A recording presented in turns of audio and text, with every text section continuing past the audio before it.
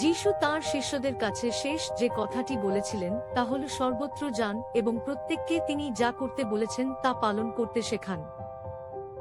সম্ভবত আমরা কিভাবে মহান কমিশন সম্পূর্ণ করতে পুনরায় কল্পনা করি, আমাদের ফিরে যাওয়া উচিত কিভাবে এটি সব শুরু হয়েছিল। যিশুর প্রথম দিকের অনুসারীরা সরল আনুগত্য এবং স্বাভাবিক নেটওয়ার্কিং এর মাধ্যমে বিশ্বকে উল্টে দিয়েছিল। কিন্তু কিভাবে 11 জন সাধারণ ও অপ্রস্তুত ইহুদি পুরুষ ও তাদের পরিবার বিশ্বের ওই সমস্ত ভিন্ন সংস্কৃতি ও ভাষায় শিষ্য করা? তাদের কাছে টাকা ছিল না, শক্তি নেই, কোন সংগঠন এবং কোন আনুষ্ঠানিক নেতা, এবং বিষয়টি আরও খারাপ করার জন্য তারা তাদের নিজস্ব সমাজ এবং ধর্ম থেকে বহিষ্কৃত ছিল। শিষ্যদের কিছু ছিল বলে মনে হয় না, এবং তবু তারা সবকিছু পরিবর্তন করেছে। তাদের যা ছিল তা ছিল যিশুর সাথে জীবন পরিবর্তনকারী অভিজ্ঞতা, কেবল আনুগত্য করার ইচ্ছা এবং পবিত্র আত্মার শক্তি। ওহো হ্যাঁ, এবং অনেক পরিচিতি, যাকে আমরা আজ সামাজিক নেটওয়ার্ক বলি, ঈশ্বরের ভালোবাসার দ্বারা গ্রাসিত, এবং এটি তাদেরকে যিশু যা বলেছিলেন তা করতে অনুপ্রাণিত করেছিল। তাই তারা নামাজ পড়তে লাগল। তারপর পেন্টেক্সটে পবিত্র আত্মার শক্তি এসেছিল। পেন্টেক্সটের পর দূরবর্তী স্থান থেকে জেরুজালেমে আসা লোকেরা বাড়ি ফিরে গিয়ে তাদের বন্ধুবান্ধব এবং পরিবারকে জানায় যে ঈশ্বর কি করেছেন, এবং যখন সেই লোকেরা তাদের অভিজ্ঞতার মধ্যে দিয়ে গেল, তখন যিশুর সুসংবাদ দাবানলের মতো ছড়িয়ে পড়ল। তো আজকে আমরা কেমন আছি?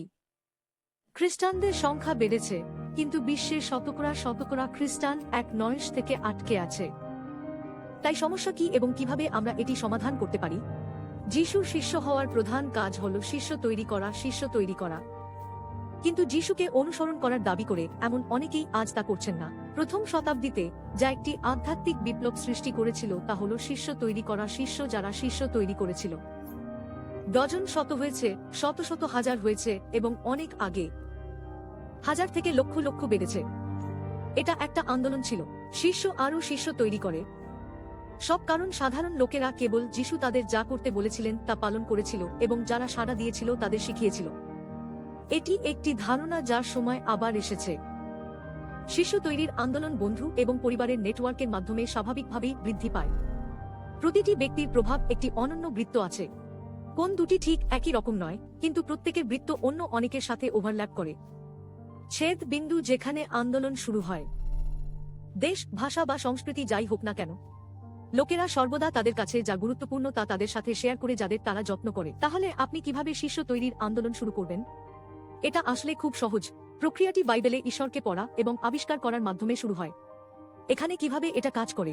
ঈশ্বর যেমন একটি সম্প্রদায়ের মধ্যে একজন নেতাকে প্রকাশ করে, একটি আন্দোলনের অনুঘটক তাকে বা তাকে তাদের বন্ধুবান্ধব এবং পরিবারের মধ্যে আধ্যাত্মিকভাবে আগ্রহী ব্যক্তিদের একটি দল গঠনের জন্য প্রশিক্ষিত। দলটি বাইবেলে ঈশ্বরের সাথে সরাসরি যোগাযোগের একটি প্রক্রিয়া শুরু করে। বিন্যাস সহজ। উত্তরণ কি বলে? এর মানে কি? জবাবে আমি কি করব, এবং অবশেষে আমি কে বলতে পারি যাতে অন্য গ্রুপ শুরু করতে পারে। এই আবিষ্কার গোষ্ঠীগুলি নতুন চার্চগুলির জন্য লঞ্চিং প্যাড, যা আন্দোলনের সংখ্যা বৃদ্ধি করে। ব্যক্তিগত আবিষ্কার, অবিলম্বে বাধ্যতা, নিয়মিত শেয়ারিং যা ধারাবাহিক প্রতিলিপির দিকে নিয়ে যায়।